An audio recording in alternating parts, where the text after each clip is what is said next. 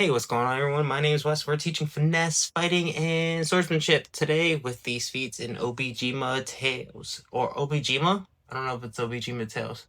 Obojima, Part 1. Boomerang Expert, you gain the following benefits. Okay, Boomerang Expert is like weapon mastery for your boomerang. Turns your D6 to a D8. Attacking at long range doesn't impose disadvantage, so that's going to go from 60 to 30, I believe, because it is a thrown weapon. That's why sharpshooter doesn't work with it. And then you automatically, so your boomerang automatically returns and you catch it. You don't have to use a reaction or anything like that. And that's Boomerang Expert.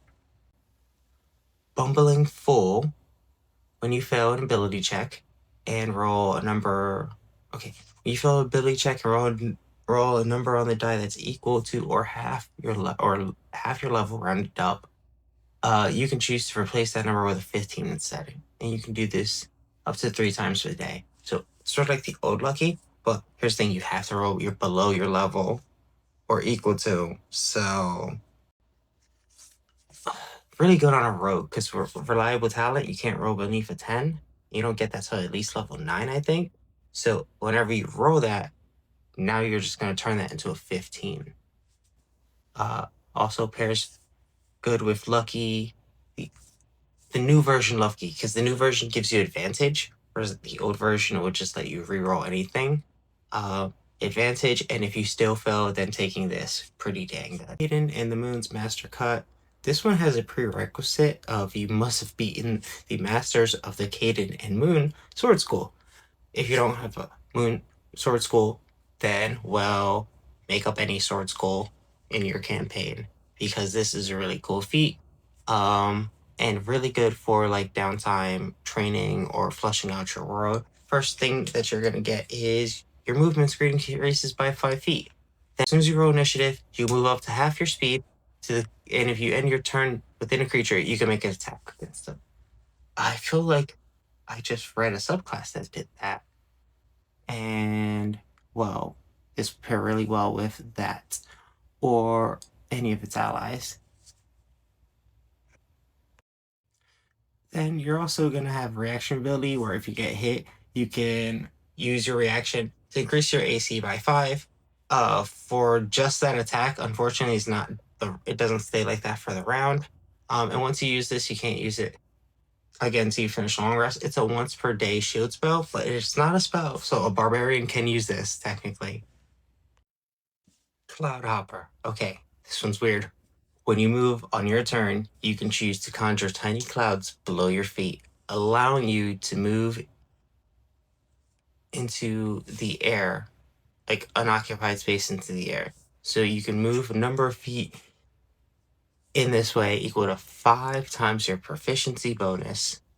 After that, the clouds stop appearing, and if you end your movement in the air, you're going to fall. You think of this as a double jump. You could think of this as feather falling. You could think of this as air bending your way, or wall running, like side wall running as you break your fall. You're also going to gain the ability to cast Fall Cloud and Gust of Wind once per day. Without spending a spell slot, you can choose your ability casting modifier, and you also choose, or if you have spells, you can cast them again with your own spell slots. And Coven Witch. This also has a prerequisite. The prerequisite of having joined a Coven of Witches, which you can choose as a background. The backgrounds in this book don't give you feats, but the background would technically check the prerequisite for this. Or you can just join a coven. I mean, how often do you come across hags in your campaign anyway? And what this is going to do is increase your intelligence or wisdom by 1. Then you're going to learn 2 you're going to learn 2 common and uncommon potion recipes. So potions in this book are very like weird, and so learning recipes for them is actually very useful, and just handling 2 recipes is also very useful. You also learn 2 first level spells. You can choose from divination, conjuration, or transmutation. And same thing, you can cast a spell for free without expending a spell slot. You can cast it again if you have spell slots, and you can choose your spellcasting ability modifier for it. Pretty good. So we have Forager. It's going to increase your wisdom by 1, give you proficiency in survival, expertise if you already have it. And then when foraging, you're going to gain twice the number of common and uncommon ingredients that you normally would. If you don't have foraging rules, then dead feet, sorry. You just gain expertise, which you could have gotten a different way. Free diver, you can increase your constitution score by 1. One of the few ways to increase your constitution score with a feat. There aren't that many of them out there. Then you can also gain a swim speed equal to twice your constitution score, rounded up to the nearest 5. So if you have like a 3, it's going to go to 6, which would go up to 10. Anywho, then it's easier to think about. Actually, it's way easier if you already have a swim speed because it just increases by 10 feet. I'm looking at you, Rangers and their roving feature. Then when it comes to holding your breath, normally it's based off Constitution in D&D. This is going to let you triple that. So your character's just basically breathing underwater. And they're going to gain resistance to cold damage. Really good feat for a ranger, just a flavorful one. Probably give it to them for free, minus the increase to wisdom. And group combatant. When you take bludgeon, piercing, or slashing damage from non-magical attacks, you can reduce that damage by 2 to a minimum of 1. Well, with really heavy armor master, and yeah, really good with heavy armor master or being a barbarian. On top of, if you guys use the optional flanking rules in your game, creatures don't benefit from flanking against you. If you don't, well, then you still get this benefit that if a creature makes an opportunity attack against you, no other creature can make an opportunity attack against you. This feat goes really good with like a paladin, sentinel, or an illrigger with the exonerable fighting style. It's not fighting style. Whatever they get similar to a fighting style. Releasing illrigger video sometime soon. Anyway, Lightfoot. This is going to give you a bonus to your AC if you aren't wearing heavy armor. Really good for a barbarian, or just anyone who's not wearing heavy armor. Monk.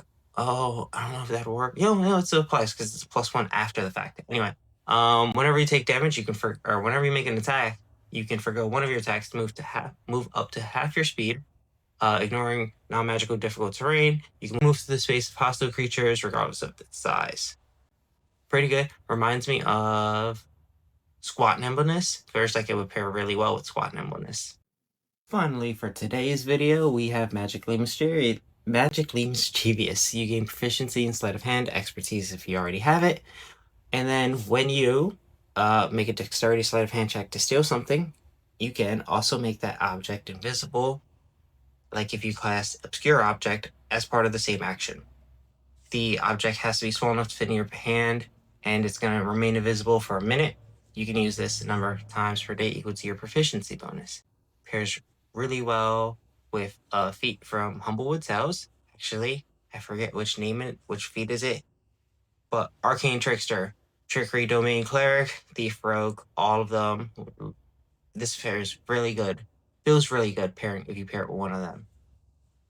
Moving on. Actually, thank you guys for joining me today. That's been part 1 of the Obojima Feats. If you're ever wondering how to incorporate Obojima, I'd say it exists in the ethereal plane. Therefore, we're going to kill our players, send them there for a moment, and then TPK your players, let them wake up on Obojima, and then so they can train with these awesome places, become a witch, become a sword master, forager, stuff like that. And then after they've spent some downtime there, maybe it's like a hyperbolic time chamber where your characters have access to the pocket dimension where they can train. Anyway, I don't know. Very far-fetched. A lot of cool things you could do with Obojima Tales. When I first was thinking about it, I'm like, okay, you know how Avatar: The Last Airbender, and then was like in one age, and then by the time Legend of Korra came, they were almost at like industrial age. Obojima could be literally Avatar: The Last Airbender's world, but maybe even like 40 to 50 years after Legend of Korra, which is another cool concept that you guys can play with. You're welcome. Anyway, thank you for joining me. I've been West Where's the Fun, and have a good one. Bye.